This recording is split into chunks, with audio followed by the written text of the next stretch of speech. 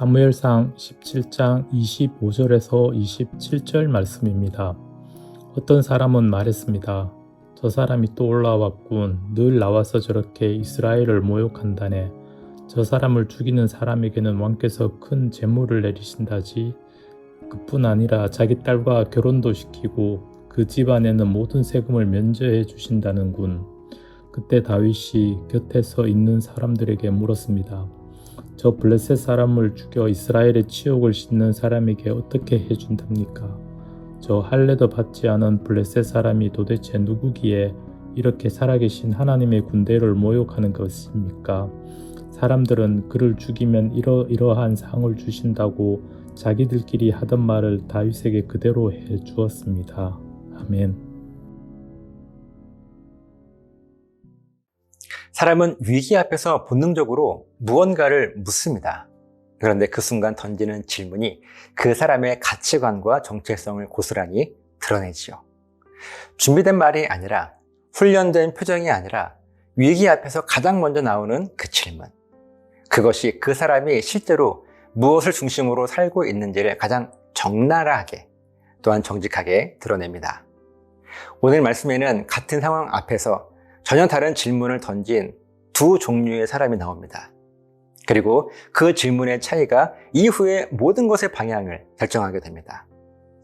25절 말씀을 보면 골리앗이 또 나왔다는 소식에 군중이 수군거리기 시작합니다.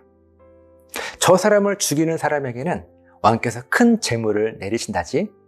그뿐 아니라 자기 딸과 결혼도 시키고 그 집안에는 모든 세금을 면제해 주신다는군. 여러분, 이것이요 군중의 언어였습니다.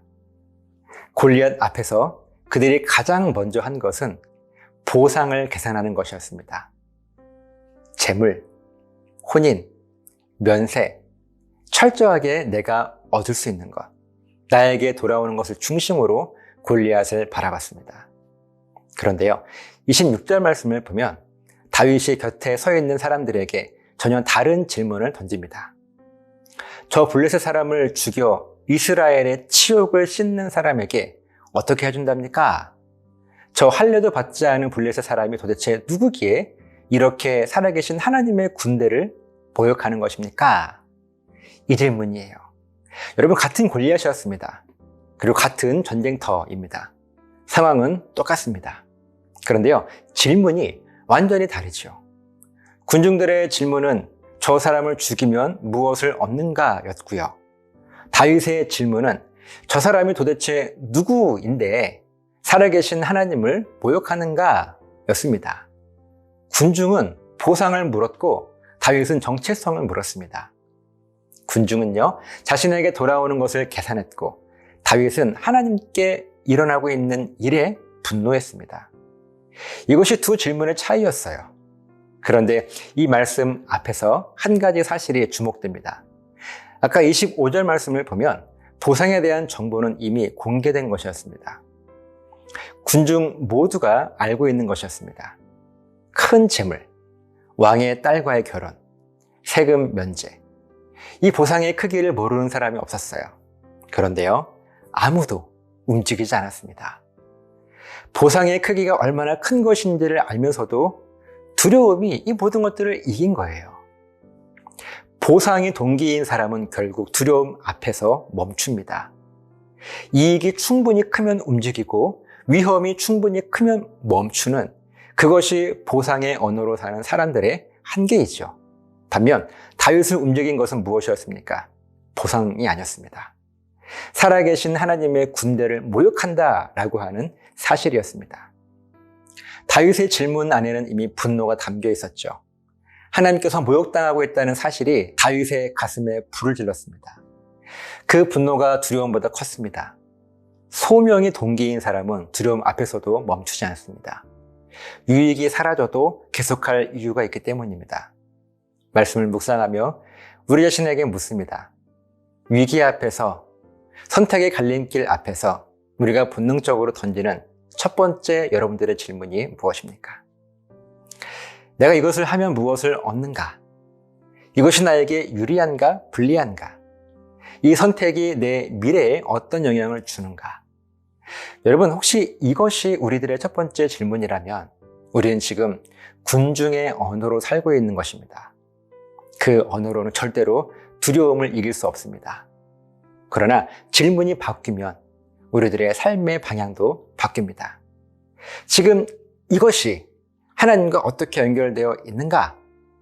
하나님께서 이 일과 무관하신가? 아니면 이 일 안에 계시는가? 이것이 하나님의 이름과 관련된 일인가?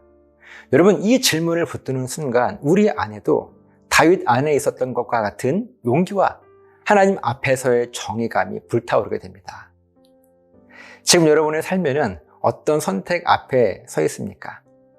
직장, 사람과의 관계, 혹은 사역, 헌신, 그 앞에서 가장 먼저 여러분들은 어떤 질문을 던지고 있으십니까? 그 질문을 한번 들여다보십시오. 그 질문이 지금 우리가 실제로 무엇을 중심으로 살고 있는지를 가장 정확하게 보여주고 있습니다.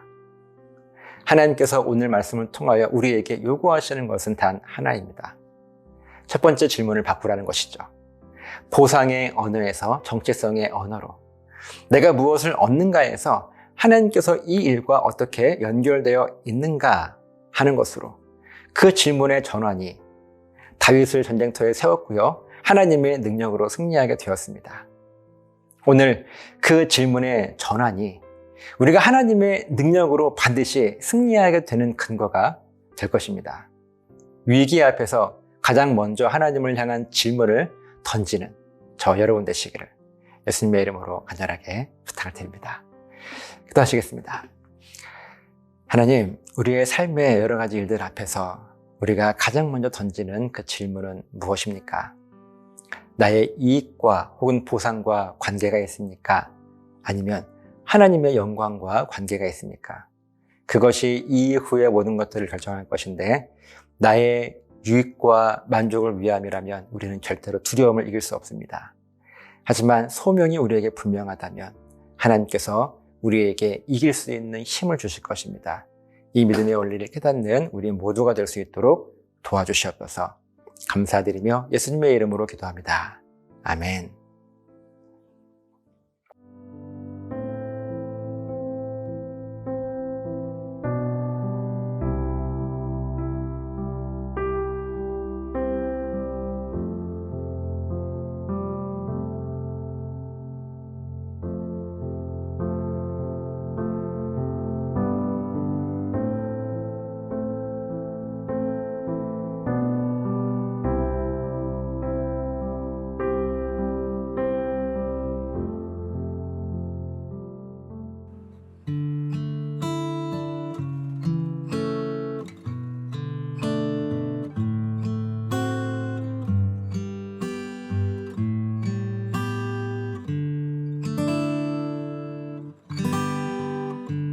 주를 위한 이곳에 예배하는 자들 중에 그가 찾는 이 없어 주님께서 슬퍼하시네.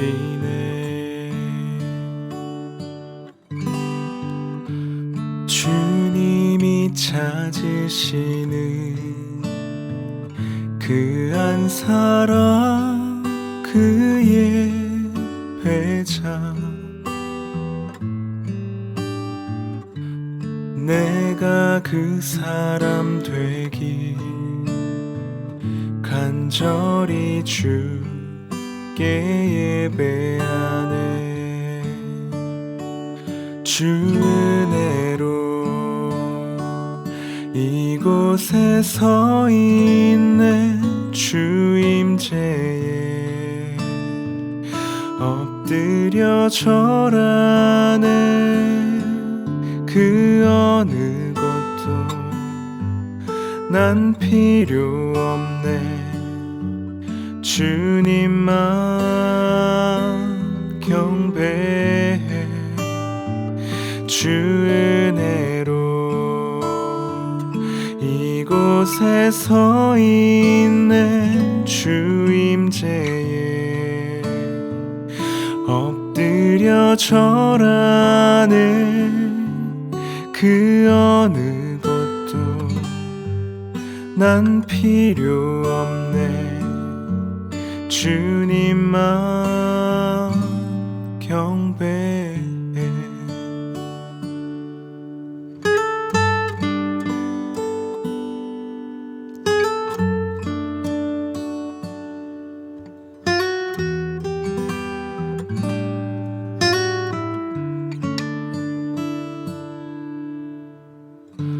주님이 찾으시는 그 한 사람 그 예배자 내가 그 사람 되길 간절히 주께 예배하네 주 은혜로 이곳에 서 있네 주 임재에 엎드려 절하네 그 어느 것도 난 필요 없네 주님만 경배해 주 은혜로 이곳에 서 있네 주 임재에 엎드려 절하네 그 어느 것도 난 필요 없네 주님만 경배해 그 어느 것도 난 필요 없네 주님만